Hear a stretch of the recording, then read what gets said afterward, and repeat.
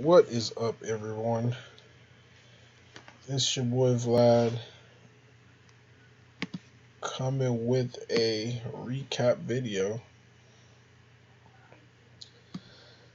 So, let me just make sure everything is up and up, then we could start.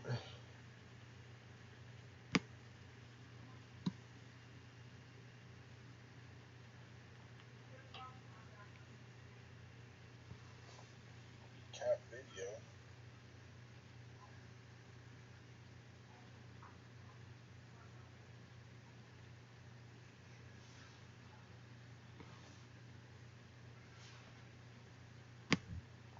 Alright, guys, I almost got this ready to go.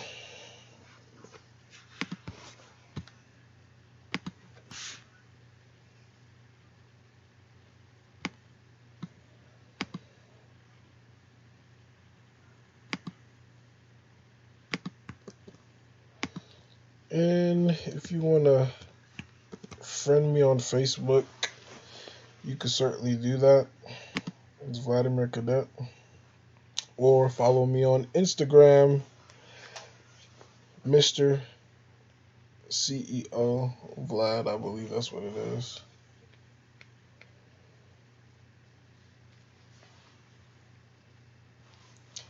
All right. So this is just going to be a recap of today's trades. Overall, today was a pretty good trading day. Made some mistakes, but overall still profitable. The first one that I traded today was Fitbit. It was FIT. That's the ticker symbol, FIT. And this way you guys can get like my mindset of why did I trade it and what was I thinking and what mistakes I made with that ticker. I still was profitable, but overall it was still a bad trade. So I don't want to, continue to create bad habits because in the long run, I may not be as profitable. So I saw this pop up on my scan um, early this morning. It says Fitbit scores major deal with Singapore. That wasn't the news though that I saw. I mean that's the gist of the news, but this was it right here. And as soon as I saw this, I automatically thought to myself like, okay, this is a contract winner. So my bread and butter. I mean, if you follow me, I like buying contract winners. I like buying uh I'm getting brain fart here. Contract winners and also earnings winners. Stocks who announce good earnings from their last quarter. That means they're making money, et cetera, et cetera. So contract typically signify, hey, this company just got some money from a third party.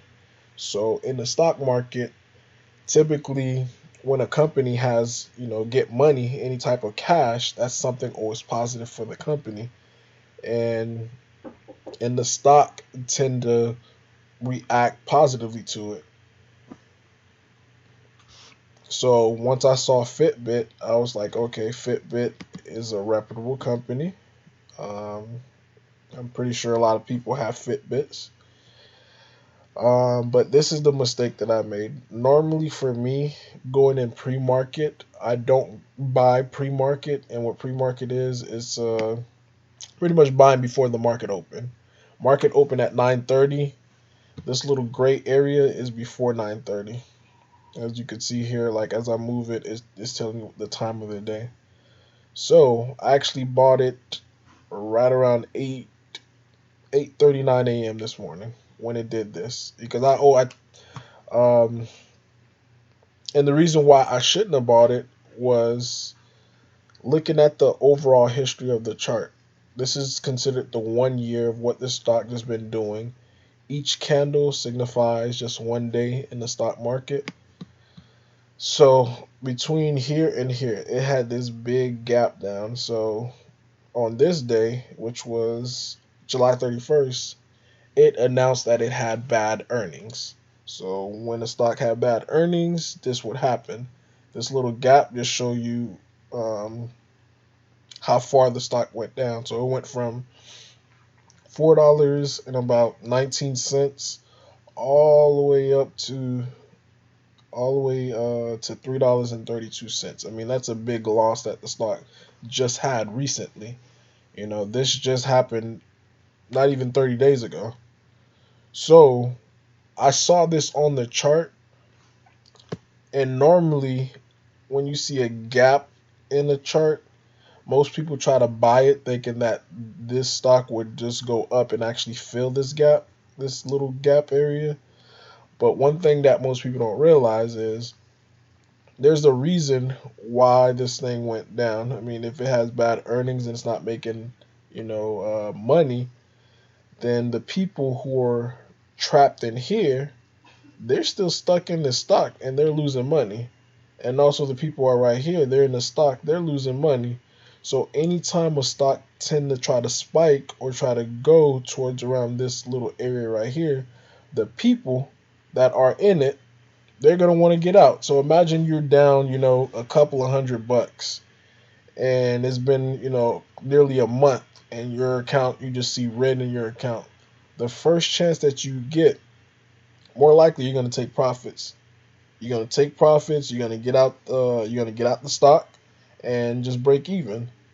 So that's one thing that I didn't consider when I was purchasing it. So that was mistake number one. Mistake number two is when I looked at the float. I well, that's actually was mistake number two. Buying pre-market was mistake number one. Um, Not considering the gap down, that was mistake number two. And mistake number three, I did, and I did look at it. I looked at the statistics. The statistics of it told me that the float of the stock was 224 million shares. So a float is pretty much what is available at that particular day to be able to be traded. So how many shares are available that day to be traded? So 224 million shares, that's outside of my range or my bread and butter for where I like to trade stock. I typically like to trade them be anything below like 20 million in float. This right here, 224 million, this is not it. And the last place that I made the mistake, I didn't even look at the market cap. So this has a 780 million market cap. So market cap is how much, pretty much the valuation of the company. How much is the company worth at that particular time? Normally, I like to go with companies that are worth less because it's easier to double, a company that's worth 10 million to get it to 20 million versus getting this to over a billion. So I didn't consider that.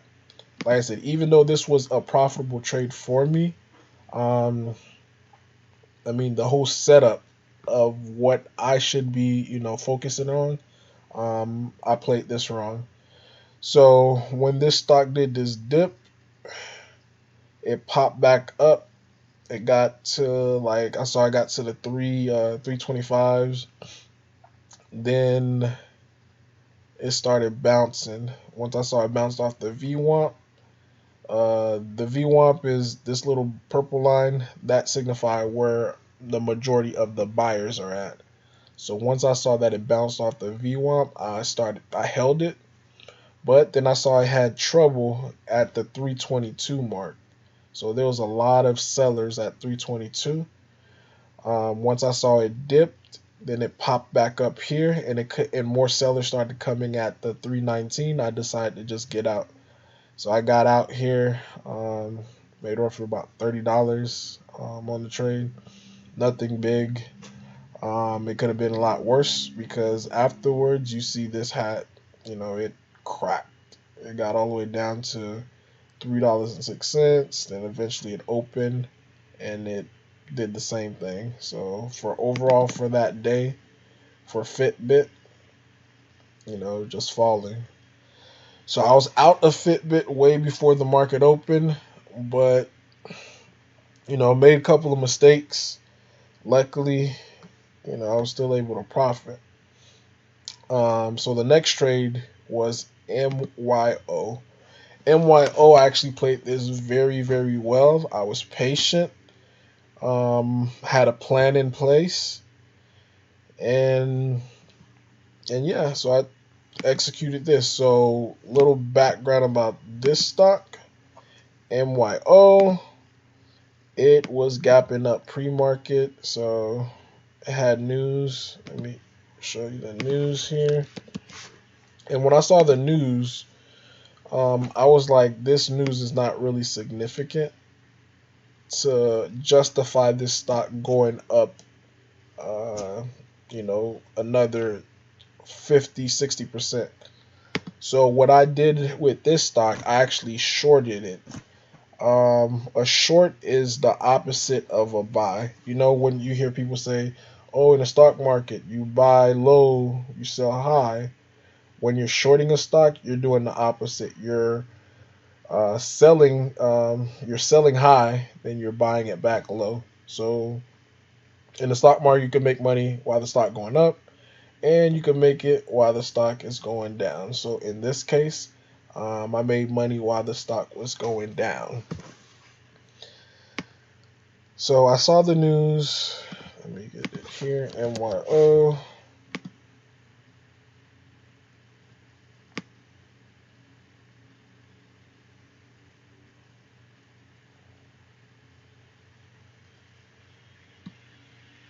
It wasn't even like anything significant.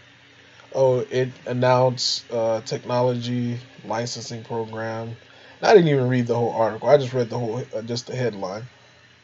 So pre-market, this stock was up about 40 something percent.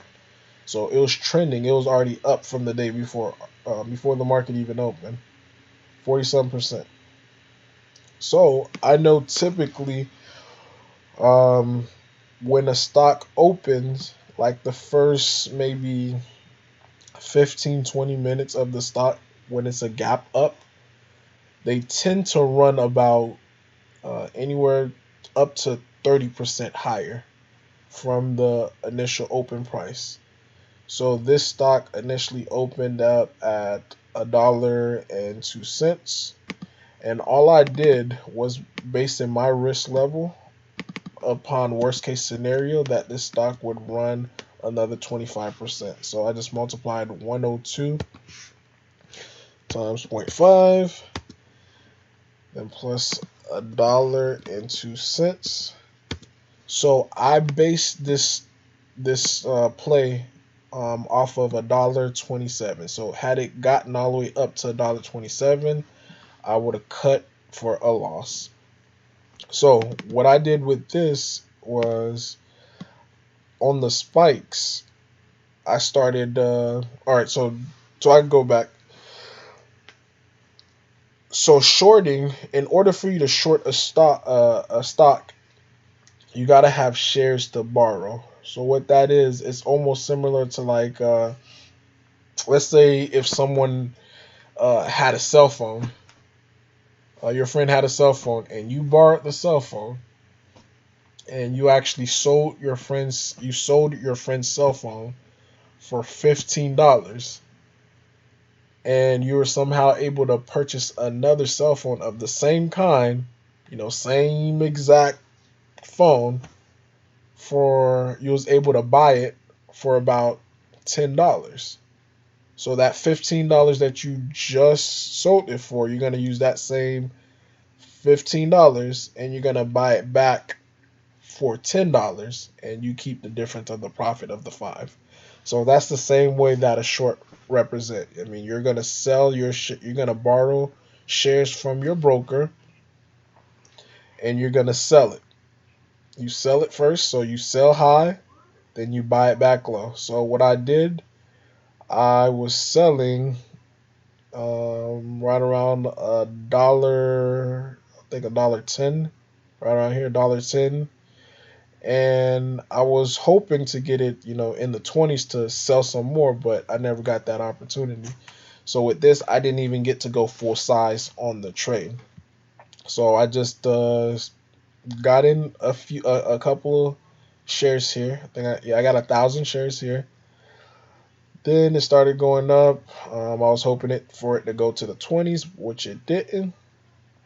Then the stock just started collapsing. People started selling.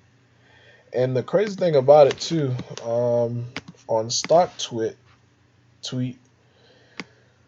you could see majority of the people on there just buying. I think I was probably one of the first person on there just to say, hey, this stock is not,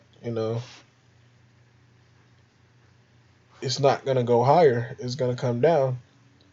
Let me see if I could find it because this was a lot of messages. Or MY.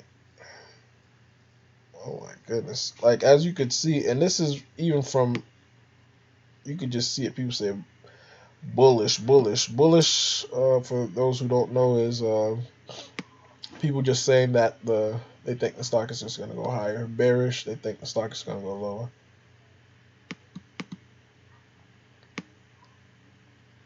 You see people like,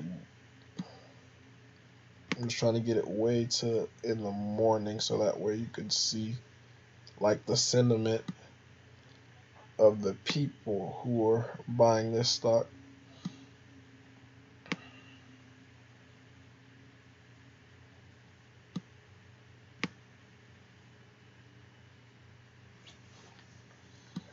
Yeah, it's a lot. A lot of people was tweeting about it.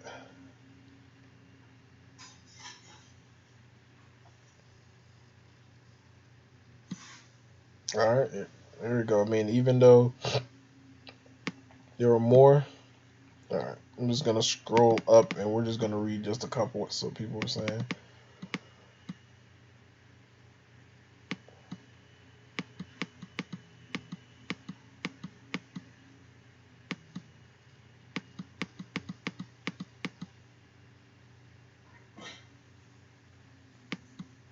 All right, look at this. MYO, my only watch. She could see $2. So they're thinking this stock is gonna go to the $2. Then this person right here put MYO. We'll see $1.40 today. Oh, somebody had some since I didn't see this. Oh, the news is a big joke. You guys know that's right. So he was against it. And all you see just people just bullish, bullish, bullish. So they think they're just gonna go higher. Bullish, bullish. So all you see just bullish. And here's mine's right here. And I put MYO currently short. I was one of the few people in here. And I even tried to warn other people before it had this crack here. Because it was so predictable. It was so predictable. And I'm going to explain to you what I saw in the chart and why I thought the way that I did. Alright. This is what I put. I don't know why everyone think MYO is a buy. It was up pre-market 40%, plus it spiked during the open. It's going to be an all-day fader. Don't be a bag holder. As soon as it cracks the consolidation area, all the people who are buying are going to sell, causing it to crack. Maybe I'm wrong. So I was being sarcastic when I put that. Maybe I'm wrong. And sure enough, look, this is what it did. It spiked. And this is the consolidation area that I was referring to because at one point in time, like people were still like, yeah, it's a buy, it's a buy. Let me get it here. They're like, yeah, it's a buy. Like right around here, this area right here, it started consolidating, like going side to side. And this is when I was warning them. I was like, hey, once this consolidation ends and it cracks, so that means all the people who were buying in between here, once it cracked this little area right here of resistance, or support, I mean, then everyone's going to sell. And sure enough, this is what happened. It cracked, and you had someone try to bounce back. Then the people who were still over here, and it's perfect support and resistance. Because it went from right here, then it bounced off of here, then it started going down. And all day, like I said before, it's going to be an all day fader. And another thing too that I saw for the stock was the volume. The volume itself. By then, it was accumulating a lot of people right around here, and plus the stock was down. I mean, it just gapped up too much too big. I mean, I don't know the future of this stock because I only trade it one day at a time. So for me, this stock is not even going to be on my watch list again until I see some type of significant push or move. But overall, this was a pretty good trade. I covered in portion. My first cover was at 85 cents. I covered half at 85 cents. Then I covered a fourth at, I want to say like 82 cents. Then I covered another one down at 78 cents when it reached like right around here. Then once I started bouncing again, I covered again at 81 cents. But overall, patient. Everything worked out. Yes. So tomorrow I only have one day trade left, so I'm gonna try to make the best of that one, and hopefully we see some gains on that one tomorrow. So this is Vlad signing off. If you have any questions, comments, concern, feel free to leave a comment and smash that like button. All right, this is Vlad signing off. Hope you guys have a wonderful rest of your day. Peace.